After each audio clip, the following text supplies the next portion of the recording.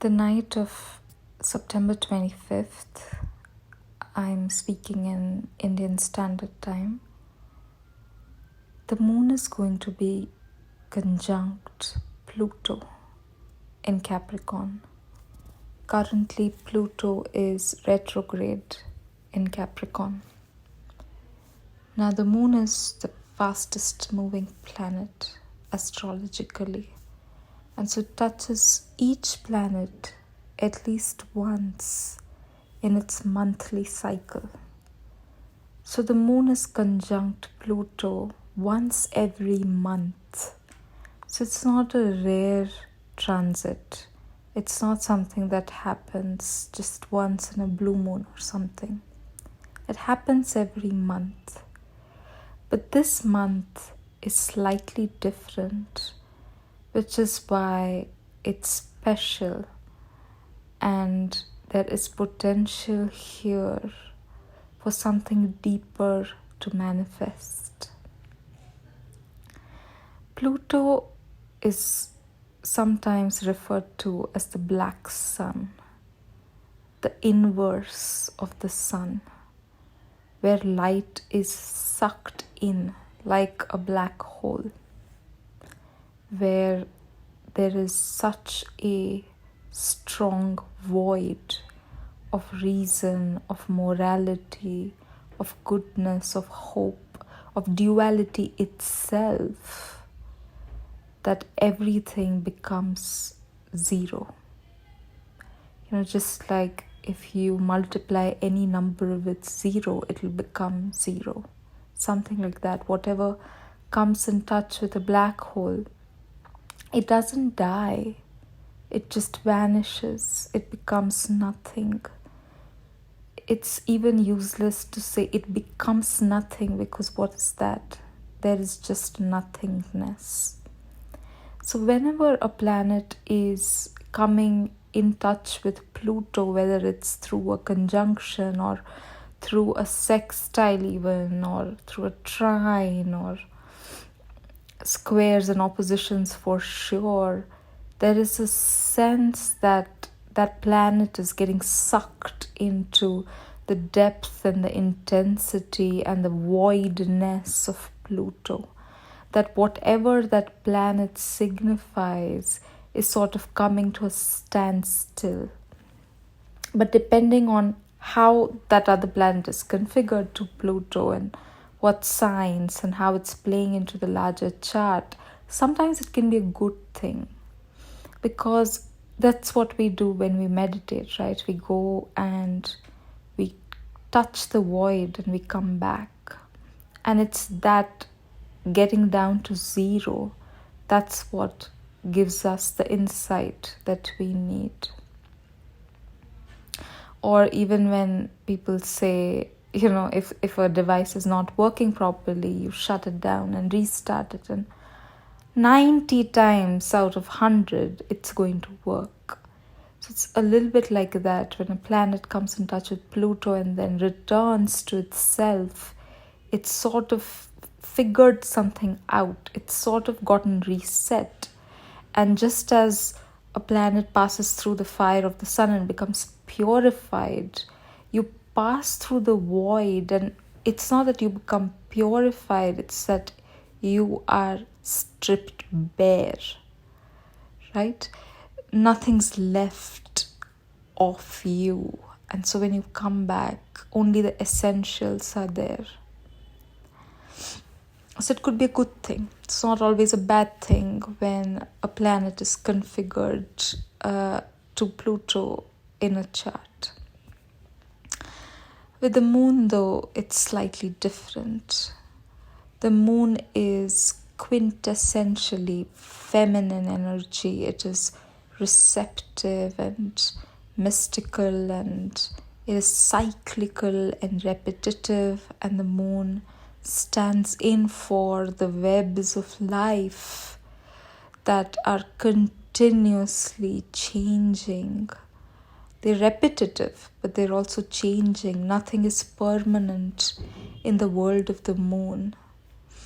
And the moon often therefore stands in for the material world or the world of Maya, where there are appearances and just as the moon is lit up by the light of the sun, the moon doesn't have light of its own. But if you were to just look at the moon, you wouldn't know that.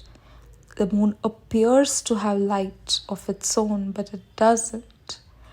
And the world of Maya is like that. It's full of illusions, and through the illusions, there are truths to be encountered. But that whole process is really hard, and you could do that if you already can detach from the surfaces of Maya. So it's a very complicated realm that the moon signifies. So it's feminine energy, it's mystical energy, repetitive, cyclical, but also full of impermanence and change. Now currently we are in the new moon, Virgo new moon cycle.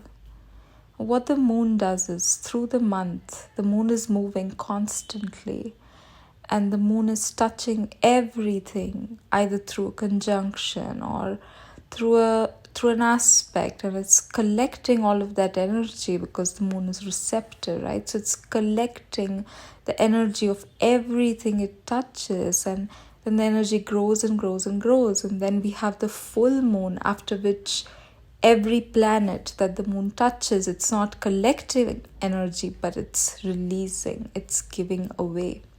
So right now, the moon we've had the Virgo new moon, and when this conjunction with Pluto is happening, we would have just had the fall equinox. It will be like the moon would have just entered its first quarter phase, which means that it's just becoming adult. It's on the threshold of adulthood. Now the moon is already that feminine energy, so when we add these words to it, it's like a maiden. It's a maiden who is on the threshold of adulthood. But considering that this is already a Virgo new moon cycle, Virgo is also the sign of the divine feminine archetypes, the virgin, the maiden, the mother, and the crone, the sage, the wise woman. And so with the Virgo new moon, the moon is doubly maidenish, doubly innocent. There is a depth of purity to this new moon that's very moving, and that's full of potential and possibility, just like like the beginning of spring. But consider the contrast here. The conjunction is happening, the threshold of maidenhood is happening just after the fall equinox. So the darker half of the year has begun in the northern hemisphere. It's not spring, it's the opposite of spring. And here the maiden is meeting the void. And remember, in mythology, Hades, who is Pluto, is a rapist. Hades rapes Persephone, the maiden, right? Hades is different than other rapacious figures in that there's no doubt in Hades' mind about who he is. He's one with who he is, which is not a redemptive thing that I'm noting. He is a rapist, but he's different, because when we look at the world around us, the rapacious figures in our midst, it's really hard to get them to see that about themselves. Or even if they do see that, it's very hard to get them to accept that about themselves in a deep soul level way. I am this exploitative, rapacious person. Do you hear people saying that? No. So even people who joke a lot about raping women or raping people and all of that locker room conversation, they'll say all of that, they'll joke around, but if you stop them mid conversation and say, is this what you're doing? Are you saying you're going to rape someone? They're not going to say, yes, that's right, that's who I am. We don't hear that. And so in that sense, Hades is different. Hades is, and in that being one with himself, Hades is that terrifying symbol of the void, where good and evil, that distinction no longer holds, and that's terrifying for our world. Now the maiden, the moon, the first quarter moon, is meeting this Pluto, is meeting this Hades, who is in Capricorn, has been in Capricorn for years. So it's an old, cranky Pluto, very stubborn, because what happens in Capricorn is that any planet in Capricorn is very concerned with preserving tradition. And sometimes that's for good reasons, and sometimes that's for shadowy reasons. But Pluto being retrograde and having been in Capricorn for years, Pluto did dip into Aquarius for a bit, but now it's back in Capricorn because of the retrograde motion. This Pluto is stubborn. This Pluto is cranky. And also right now, Saturn rules Pluto because Pluto is in Capricorn. So Saturn is ruling Pluto, and Saturn itself is in Pisces, where Saturn can't hold on to its usual boundaries and its usual strength. And so this is a weakened Pluto.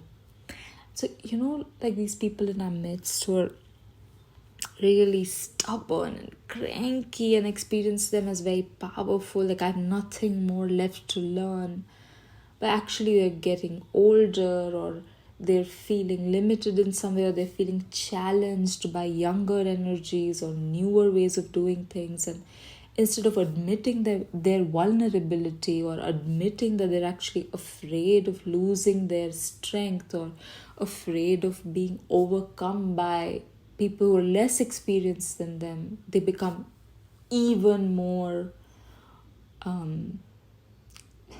what's the word?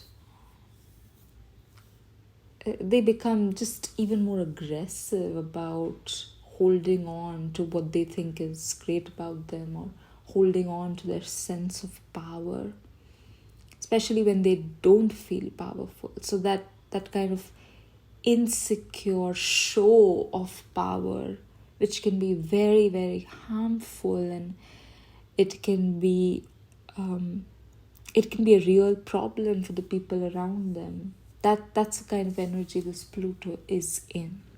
Whereas this moon, very youthful, very pure, very hopeful, interested in working really hard. So here's this moon meeting this Pluto.